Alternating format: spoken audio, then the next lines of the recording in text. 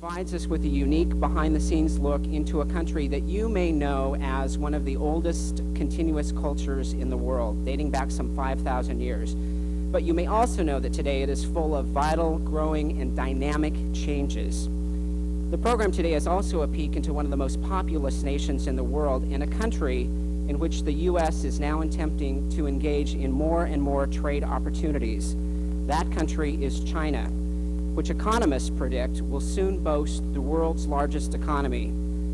Is the U.S. waiting for China to become more like the U.S., or will that never happen? Are we going to meet that challenge, or are we going to become obsolete? And does Oregon's Pacific Rim status give our region easier entree into this growing economic opportunity? These are among some of the topics of today's City Club Forum, which we call the China Challenge. Our guest speaker is Denny Barnes. Mr. Barnes is the District Director of the U.S. Foreign Commercial Service District's office in Portland, Oregon, where he is responsible for assisting exporters in Oregon, southwestern Washington, Idaho, and Montana. The focus, to help local companies sell into foreign markets. When it comes to the market of China, Denny Barnes knows quite a bit. He served there for 7 years as a U.S. Foreign Service officer. He was the commercial consul at the U.S. Consulate General in Guangzhou, China, then known as the center as the fastest growing economic region in the world. He was also a commercial officer at the embassy in Beijing for 4 years, during which time he witnessed the Tiananmen tragedy. He was also involved in efforts to preserve the growing U.S.-China trade relationship during a period of strained political relations. A native Oregonian, Denny has his undergraduate degree in Asian Studies and an MBA in International Business. He did postgraduate studies at the Yale in China program at the Chinese University of Hong Kong. His studies apparently paid off. He is fluent in Mandarin Chinese. Perhaps more importantly, Mr. Barnes moves easily between the two cultures and understands the dynamics of what is needed to be successful in both. He also serves on the board of the China Council, as well as several other boards involved in international trade. Mr. Barnes and his wife, who is originally from Singapore, have 2 children who we are told are now enjoying learning and spending time in the United States. We are told they are enjoying this quite a bit. So without further delay, I hope you will join me in welcoming Mr. Denny Barnes.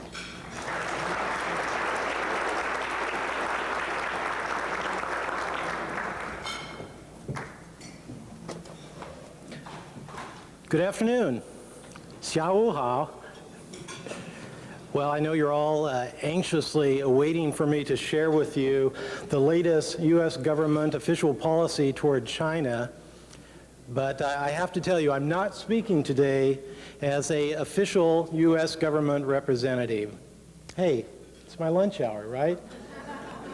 If I may, allow me today to speak as a native Oregonian, somebody born and raised right here. I spent the better part of my life trying to understand this country we call China.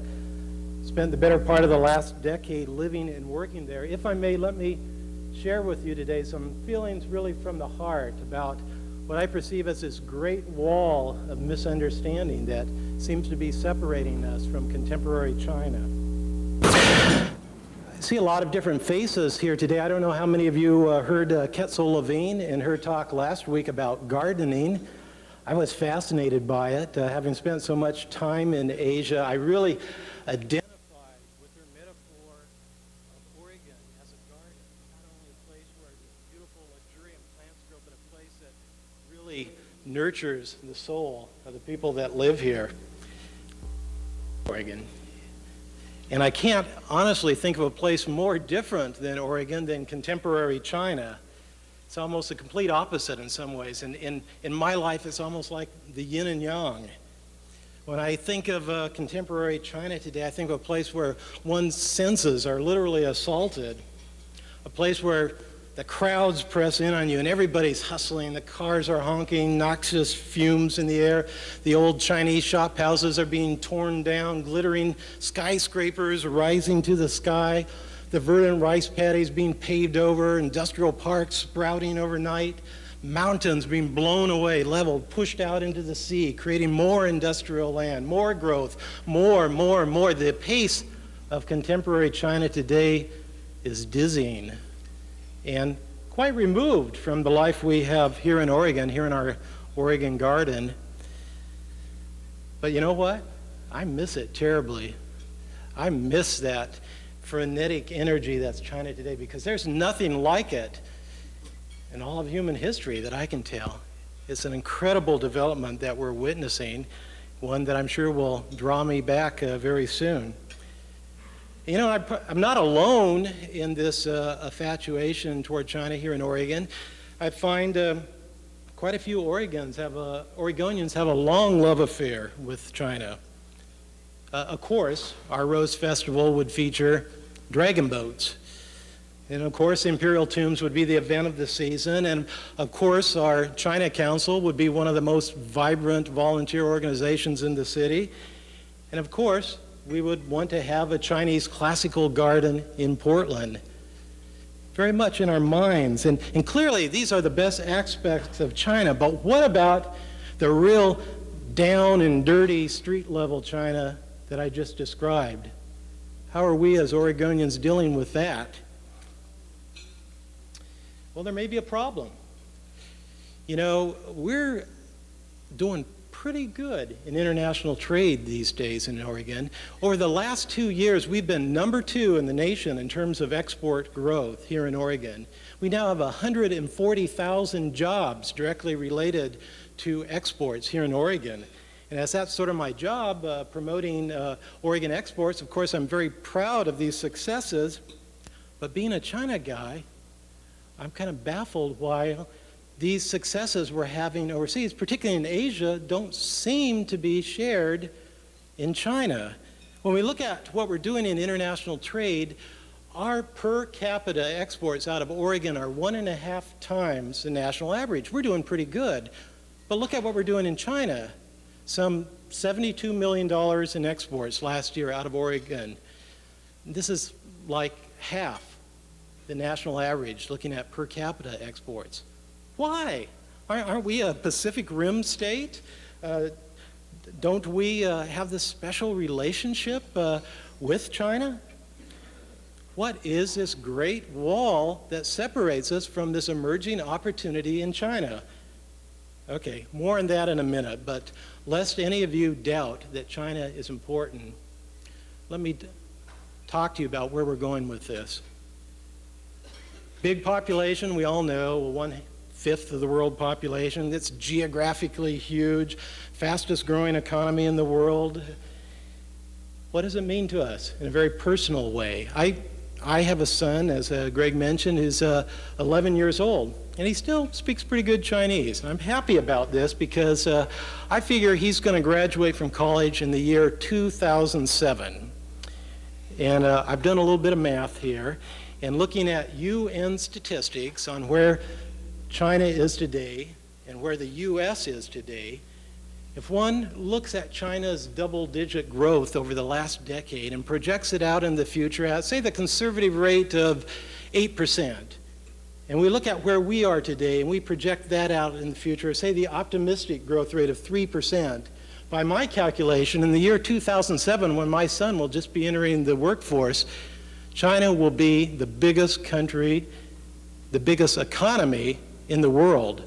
The biggest economy in the world. And of course, it's not going to stop there. It's going to keep growing. China will be a superpower. Initially just economic, but with that, I believe will come political power, cultural influence. It's coming at us. And we here in Oregon either have to seize that opportunity or just stand back and be victims of what's going to be quite dramatic global changes. Now, I'm going to discuss some of these China challenges that are coming at us, but let's get back to the wall, that wall I mentioned. Have you been to the Great Wall? Yeah, I would think a lot of you have. I had the pleasure of living in Beijing 4 years, and in my position probably went there 100 times with various delegations, and I never ceased to be amazed at how beautifully majestic that ribbon of wall stretching across the mountains into the clouds was. It's incredible. And you know, when Americans look at that, they say the oddest things. And the one thing one hears over and over and over, maybe you've heard this, the only man-made object that can be seen from the moon. You heard that one? Come on. I mean, we're 30 feet wide stone wall on a stone ridge. That's more visible from the moon than an interstate highway. I mean, if I can see that from the moon, 26 in the morning rush hour with 10,000 cars glittering in the morning sun, gee, you must be able to see that all the way to the Milky Way. Why do we want to say these things about China? I don't see my friend Professor Wu. Oh, there he is, Professor Wu out there. Professor Charles Wu from Reed is constantly complaining about and Americans' desire to mystify China. We always we'd rather talk about Qigong and Feng Shui and these exotic things, and we kind of would like to imagine Chinese as some alien race that came from outer space and created this weird culture somewhere over there, but we sometimes miss the real realities of contemporary China. In the case of the wall, it's right there in front of us. What's the message here, looking at this wall? Chinese build walls. Chinese build walls. They build them everywhere. They build them in every situation. They build them always. As a defense mechanism, a Great Wall is really stupid. It didn't work at all. But if you're an emperor and you want to show people that you've unified the country, you got to have a wall. You got to have a wall around it. And if you build a house and it's a good house, you better have a wall around it. If you have a new factory, build a wall around it. And if you're going to build a Chinese garden, you're going to need a Chinese wall around it. And even in people's thoughts and people's relationships, they build these walls. Because in the Chinese mind, it has a peculiar feature. There's always this nay-why aspect, this in and out, and everything. There's always an in and out, both sides of the wall. And we're the Waigoran. We're the people from outside the country. We're about as far outside of it as you can get. And even somebody who's a native to Beijing, who has a neighbor living next door who grew up in Beijing, but their parents are from Shanghai, that person, by virtue of his parentage, is a Waidiran, a person from an outside place. The in and out is drawn very clearly, and if you're an outsider, you don't really matter, because Chinese are so good at compartmentalizing. All that matters is what's inside this wall, these walls they make. So how does we as outsiders get over that wall? How do we get inside and see the ideas and the things that are being concealed behind that Chinese wall? Guanxi, have you heard that term? Relationships. Relationships are everything in China. Now, here in America, we're kind of a legalistic society. If we have some problem, what's the law? What's the regulation? What's the procedure here? What's the rule? Show it to me in writing. This is how we approach things. Chinese don't pay so much attention to that. Yeah, there are Chinese lawyers, they exist, but what they're really concerned about are the relationships. You got a problem? They want to know, who is a key person here? How do I get introduced to that person? How do I establish a relationship with them?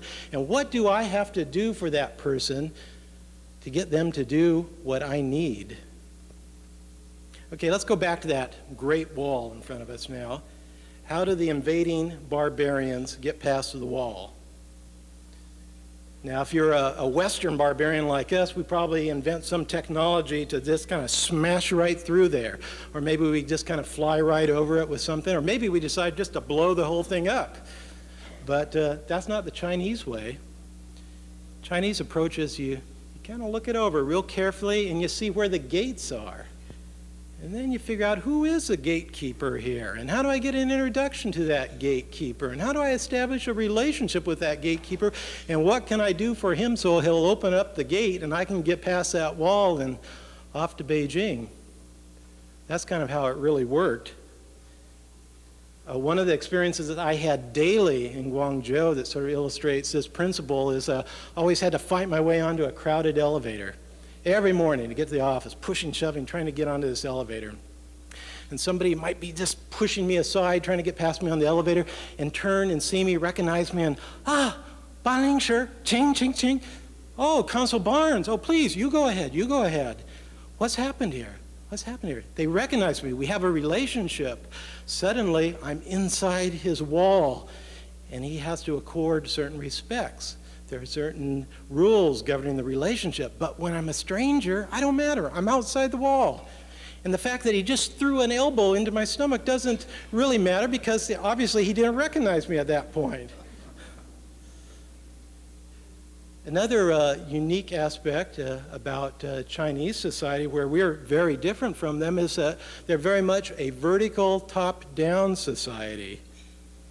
We, on the other hand, are a horizontal, egalitarian, open, and we frankly have little respect for authority sometimes and quite a high tolerance to conflict. That's very different than Chinese.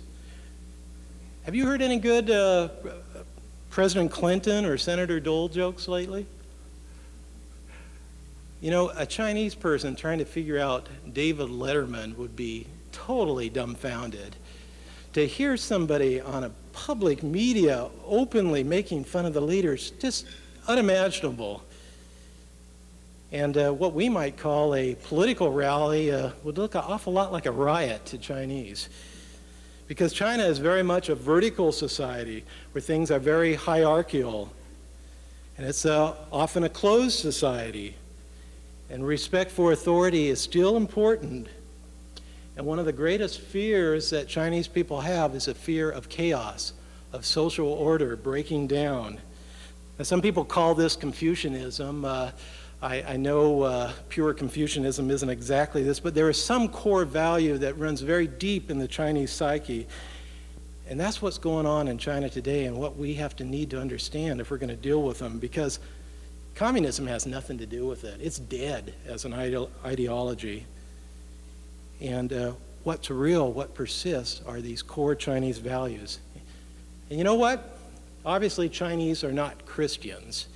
But what I mean by that, they don't really share a lot of our Judeo-Christian values. And you'd be surprised how long it takes most Americans to really understand that. China is very much a society that grew up in a period where survival was, what really ruled one's daily life.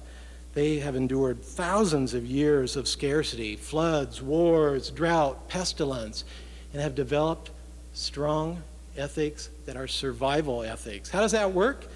I've explained it. Let me go over it again. If you want to survive, you got to form strategic relationships. That's everything. And the other people outside of your relationships, 没有关系, no relationship. They don't matter. It's not enough for anybody. Some people are going to die. They don't matter. And don't reveal too much about what you have, or somebody might steal it. And certainly be careful not to run afoul of any authority, or you're dead for sure. Now, obviously, China's been influenced by other values in recent years, but these, I think, are the core values that have governed not the educated elite, but the real Chinese common people over the years. So what are the Chinese challenges that face us here in Oregon? If I may, I'd like to talk about 6 of them briefly. Maybe we can get more into it and other things in the Q&A, but let's talk about what's happening in business, in the area of environment, food, education. Let's revisit values and talk a little bit about geopolitics. Well, let's first get down to business. Okay, here I can be a U.S. government official.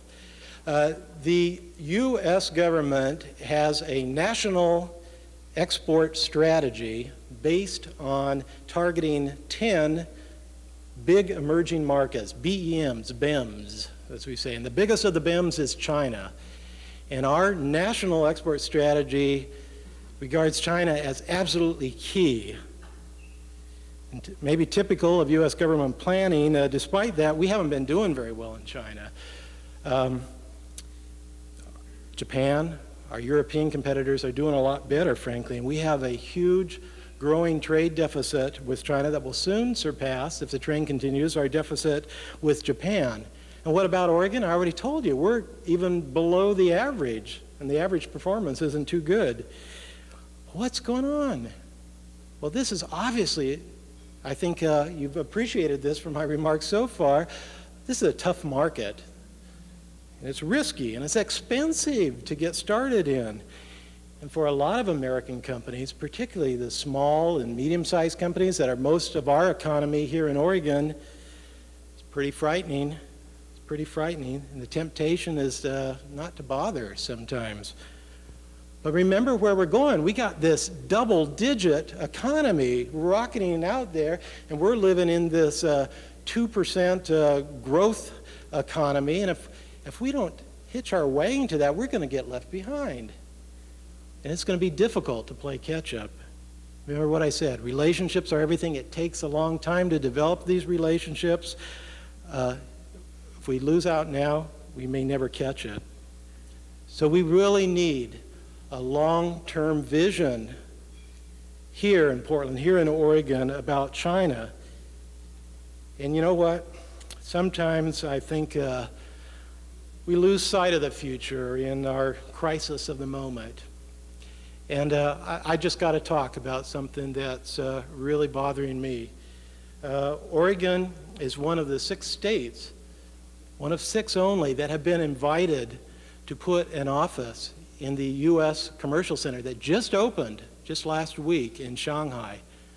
I think this is a tremendous opportunity. It cost $40,000, all in more. I think the state of Washington has a $120,000 budget. This is not a great expense, but we probably aren't going to be there. We're probably going to have to say no. Why? Budget shortfall. Oregon Economic Development Department has become so dependent on lottery dollars, and now there's a lottery dollar shortfall, and well, we can't do it. And I'm saying, come on. You're telling me somebody prefers to play blackjack at an Indian casino rather than video poker at their local bar, so we're going to forget about China? Where is the vision here? Who is this person that has bet our international trade future on the Oregon lottery? Unless some vision comes forth in the business community, unless the business community rallies to the support of Oregon at this critical time, I think we're kind of in trouble. We'll end of that. But there is a lot of good things going. Forgive me if I'm a little negative on that one. And one of the best things happening is apparent to everybody here today, the China Council. China Council is a very active group here. We have something called the China Business Network, which has helped a lot of local businesses learn more about China, establish relations, get involved. City of Portland has a wonderful sister city relationship with Suzhou, a booming place, and we should take advantage of it. Fujian with the state of Oregon, Chinese delegations are always coming in through the China Council. We need to take advantage of this. And we need to take advantage of these really bright Chinese Americans right in our midst that are often, I have to say, grossly underutilized in this community. And please use my organization. We have offices all over the world out of all the embassies and consulates, 5 of them in China. In this world of relationships, the introduction from the U.S. Embassy in China is a pretty good one. We are now talking, my organization, State of Oregon, City of Portland, we're talking about doing a joint trade mission in the first half of next year to China, trying to get some focus here. And we seem to have a lot of support from the Oregon Congressional Delegation, and hopefully a member of the Oregon Congressional Delegation will lead it. Environment is something we're pretty concerned about here in Oregon. You know, when I was living in Guangzhou, my apartment overlooked the Pearl River. It sounds beautiful, doesn't it? And it's a tidal river. Sometimes it flows this way, sometimes it flows that way. And it got so I could almost tell the time of the day by which way the garbage was floating. And that was only what I could see. China, in 1991, I don't have current statistics, dumped 25 billion tons of industrial pollution into its waterways. Where does that go? You remember, we share an ocean. And I look out now from the World Trade Center to Riverfront Park and the pristine Willamette River, and I praise the name of former Governor Tom McCall and think we got a lot to teach China. We should be there. And are any of you concerned about global warming? By the year 2030, China's going to be dumping 2 billion tons of carbon emissions into the atmosphere, our atmosphere, same atmosphere. Will be at that point nearly twice the U.S. We've had strange weather in Oregon this year. What's going on here? This is a problem maybe that affects us very directly. And I would hope that we as a state could help China through this. And fortunately, we have some vision going on this issue now. Some of my colleagues at the state of Oregon are having discussions now about having APEC, the Asia Pacific Economic Conference, have a conference here to discuss a sustainable development training network where people from all over Asia, not just China, all over Asia would be trained, hopefully a lot of them here, in the critical environmental technologies and management techniques they need. This also, one would hope, would not be pure altruism, but would present big opportunities. Food. Food is always important to Chinese. And you know what? They haven't been keeping pace with population growth lately. China has become a huge importer of food. With industrialization, less and less arable land, and they're consuming more meat. For every pound of meat they eat, every pound of pork, they need 4 pounds of grain to create that pound of meat. And for the last 4 years, we've seen U.S. agricultural exports to China increase 6 times, from $500 million in 1992 to $3 billion this year. This spells huge opportunity for a state like Oregon that is a big agricultural exporter, but we got to be there. And if we ignore it, there's also a downside of this that's coming at us, and the real doomsdayers at the World Watch Institute, some of them are now predicting by 2030, with China's huge appetite for foreign food imports, we're going to see global food shortages, rocketing food prices. Is it a problem? Is it an opportunity? It depends on how we address it. And these Chinese values, they're going to change us. They're going to change us in ways we couldn't predict. China has had spectacular successes, and a lot of times we attribute that to things Western. Well, they're using our technology, they're using our economic system, they're using our business techniques. That's why they're doing so well. And we forget about those core Chinese values that are really behind a lot of that. Chinese are great entrepreneurs. Have you observed that? They really are not afraid of risk. And we talk about family values here, but there is not a stronger unit than the Chinese family. And I'm just not talking about emotional support. I'm talking about real business support.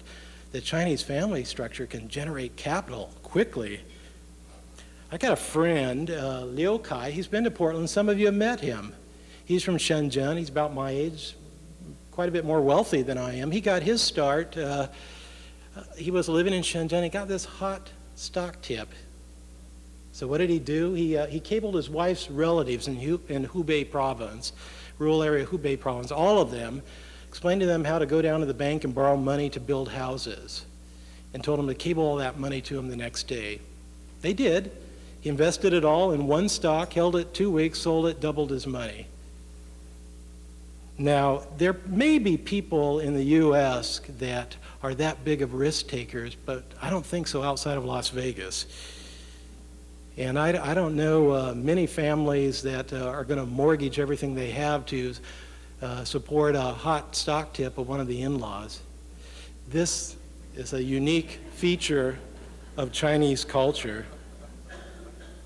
And we can learn a lot from China, particularly as our family units are weakening. And we talk a lot about networking in business, but we can learn a lot from the Chinese about how they use the relationships to do very impressive, concrete things.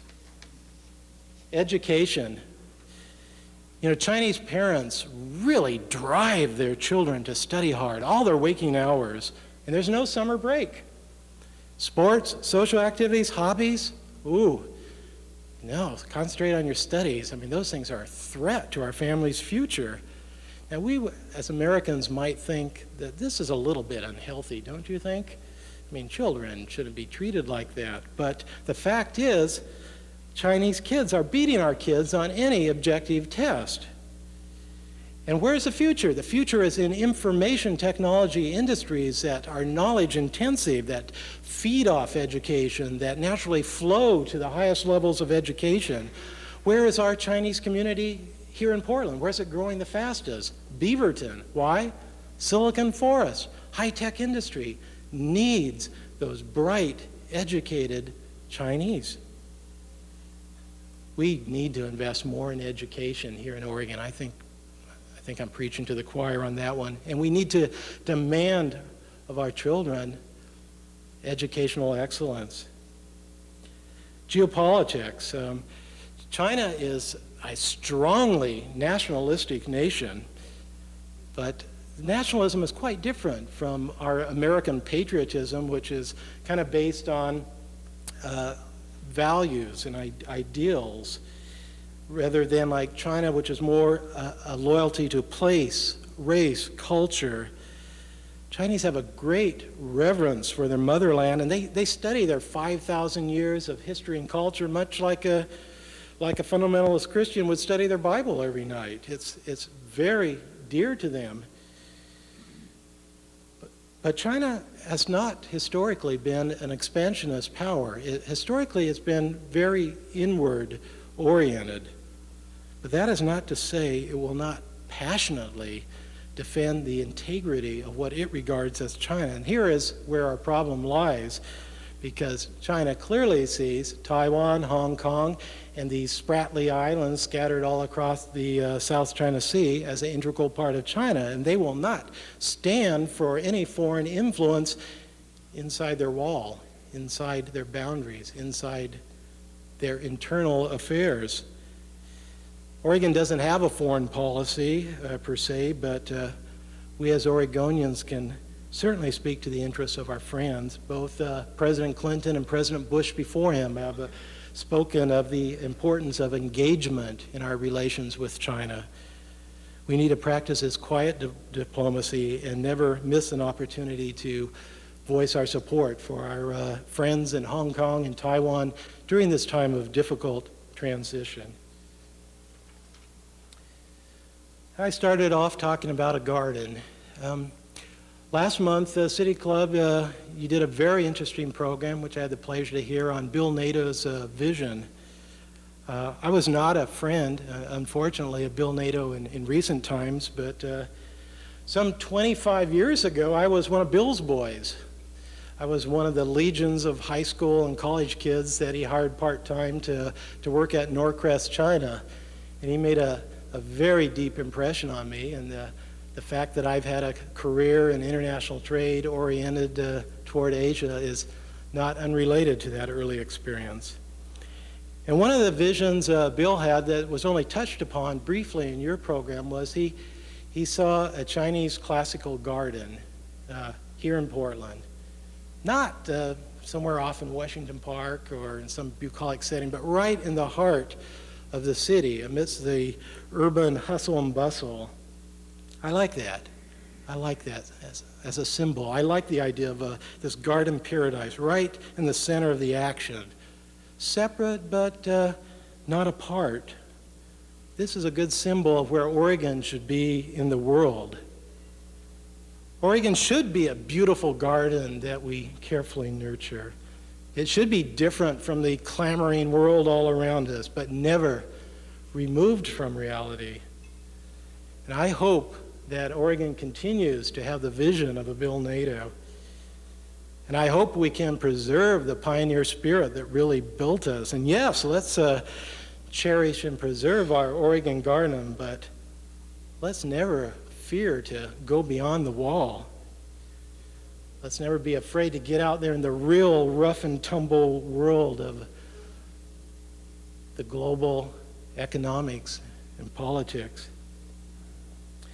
And let's not view China as some confusing, threatening state that needs to be shunned, or see China as some mysterious, distant Shangri-La that should be viewed from afar.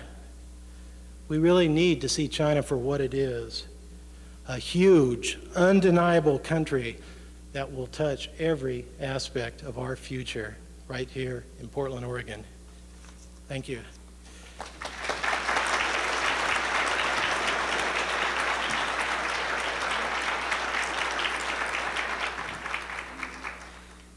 Thank you, Mr. Barnes. Today's first question is from City Club Board of Governors member Peter Heuser. Following that, City Club members only may ask questions from the center microphone. Please limit your question to 30 seconds or less.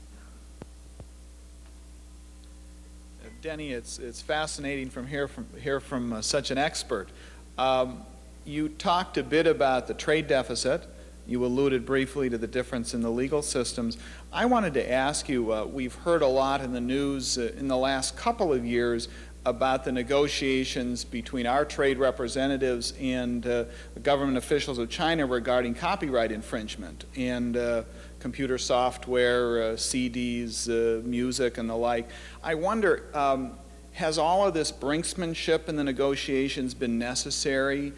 Has it hurt our trade with China? And does all of this copyright infringement even matter?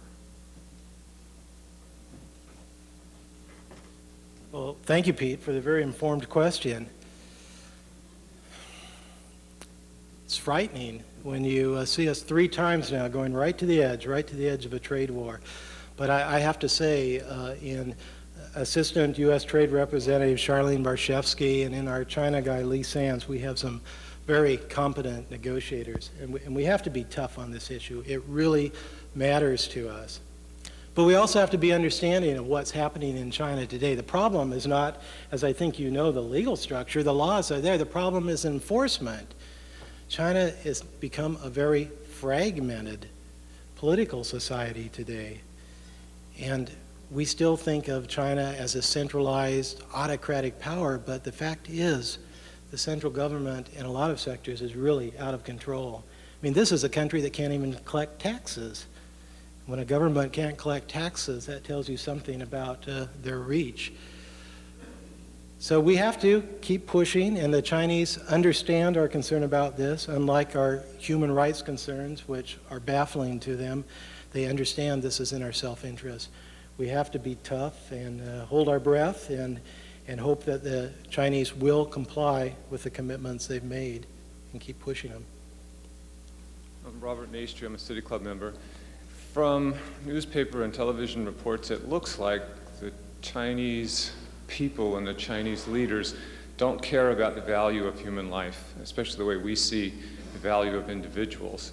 Could you talk a little bit more about how they view their own actions related to Tiananmen Square and other things that we think are,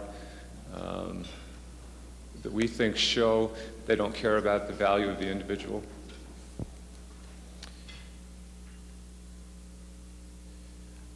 I think I would certainly have to disagree that there is no value for human life.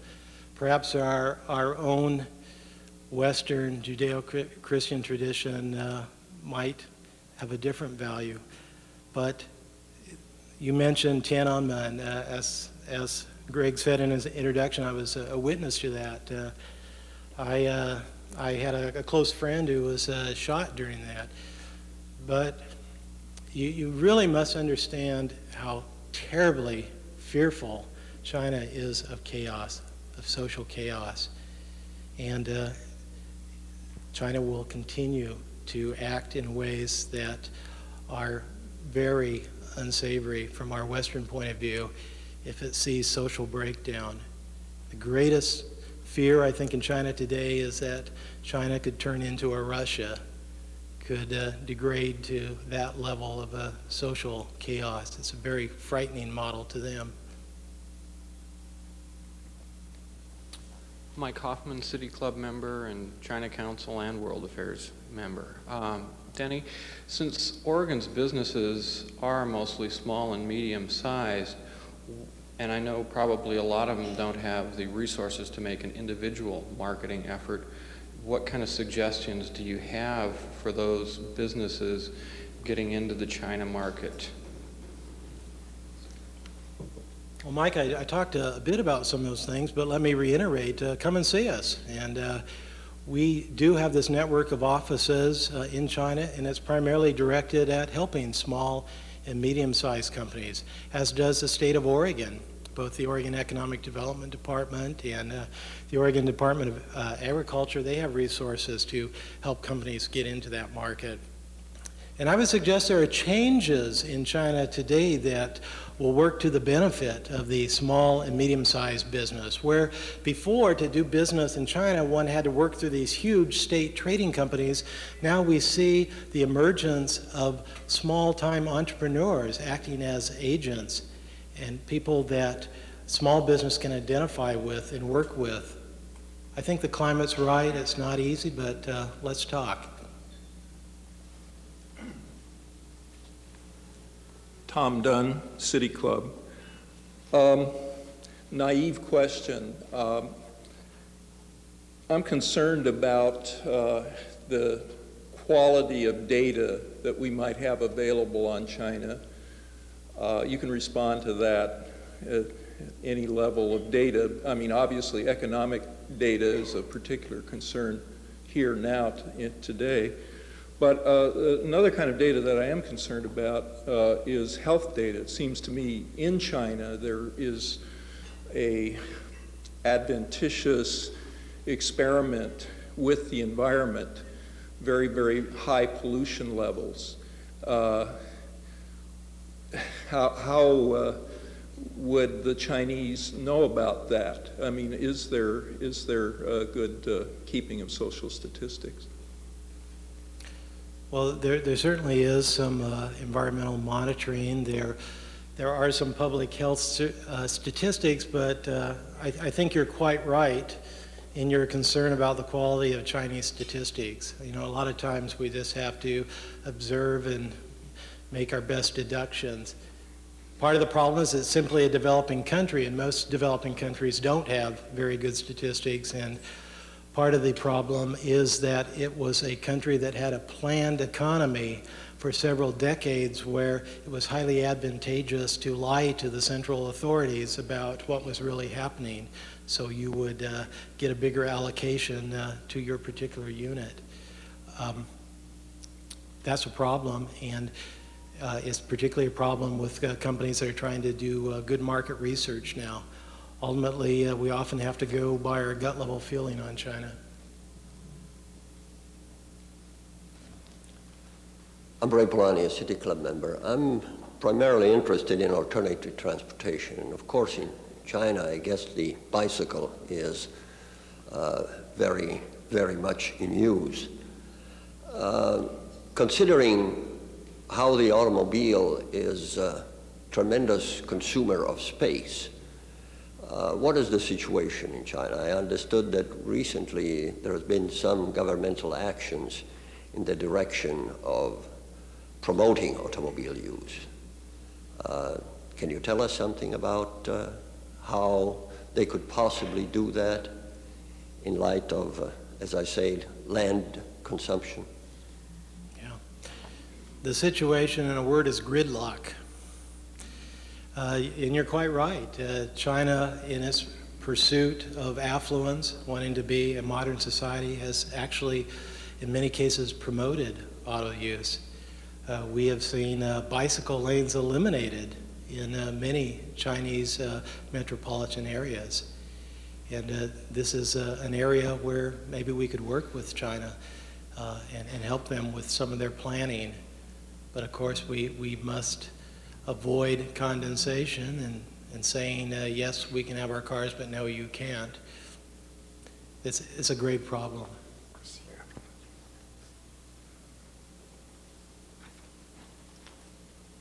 Denny, we have a question from the floor. China was the world's great power with the largest army ever before World War II, with ships 400 feet long. Then China turned inward and shunned worldly ways, some say because of the influence of Confucianism. Will and or does China have the inclination to turn, and the writer here said to turn inward, but I believe he meant to say outward. Is that correct? Does China have the inclination to turn outward? To turn inward? So does China have the inclination to turn inward? A historical question, I love it. China did have 400-foot ships. I learned about this when my son was asked to do a report in school on an explorer. He said, "Dad, I want to do a Chinese explorer." He did Zheng He. We all know Zheng He, right? The great Chinese explorer. I didn't find it in my history book. He sailed about 60 years before Columbus, and his flag vessel was 400 feet long. Huge wooden junk. You could have easily put all of Columbus's 3 boats just on the bow. He had 330 of these vessels, a crew of 27,000. He sailed around to the Middle East, around the Horn of Africa. And that, I guess, is the expansionistic period we're talking about. But what did they do?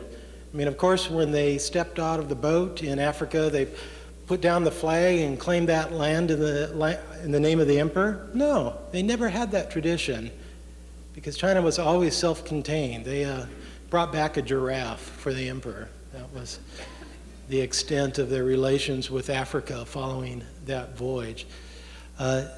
China has had big armies. China has had border disputes with its immediate neighbors, but China has never been an aggressive power outside its perceived borders. And if the question is China going to turn inward, I don't know what that means. I think as I mentioned, the military concern we have about China is what they perceive to be an internal issue. What are they going to do vis-a-vis Taiwan, where there is reason for concern? One other question. You mentioned that by the time your son enters the workforce, China's economy will surpass that of the U.S. You followed that with a statement that that military China's power would follow that growth. Given China's strong military, even with a weak economy, would you expect their military growth and power to boom well before they surpass us economically? China is investing quite heavily in its military now. And there is a new generation of Chinese generals that are quite bold. And there is a fierce nationalism in China today that I've spoken of. And it's really the only ideology that's left in China. And they are deeply offended by foreign influence. And there have been some books written recently in China. A popular one is China Can Say No, is how the title is translated, saying that China doesn't need to be ordered around by the U.S. and the great powers anymore. And it's very clear that the projection of this military strength is primarily across the straits, across the Taiwan Straits.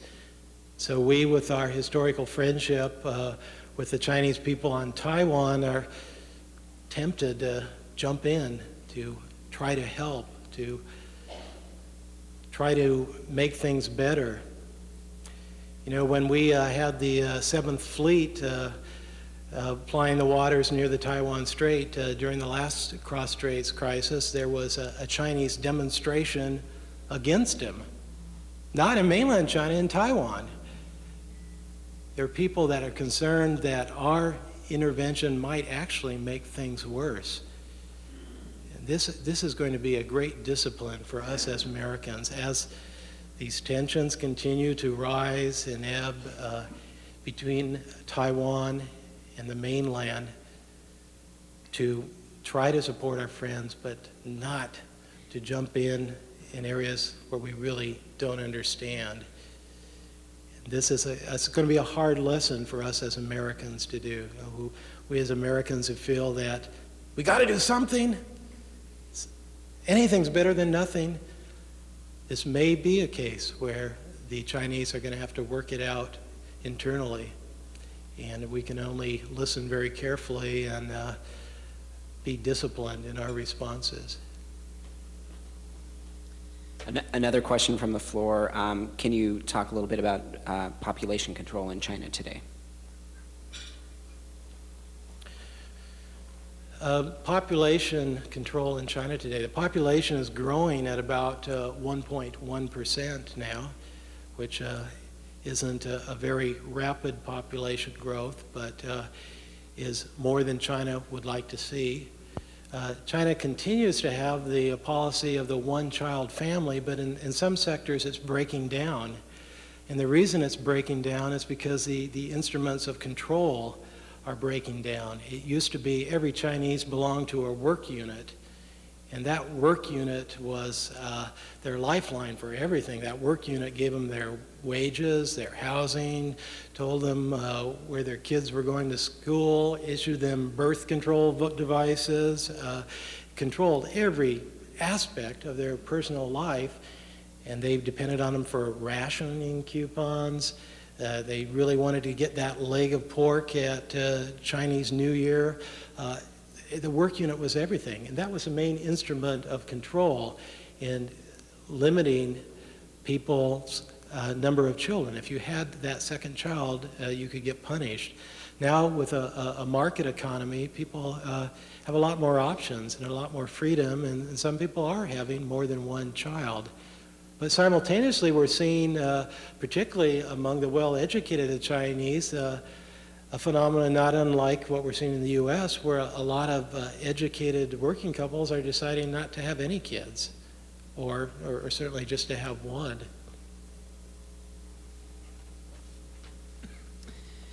That appears to be it for questions today. We would like to thank Mr. Denny Barnes for joining us at Portland City Club.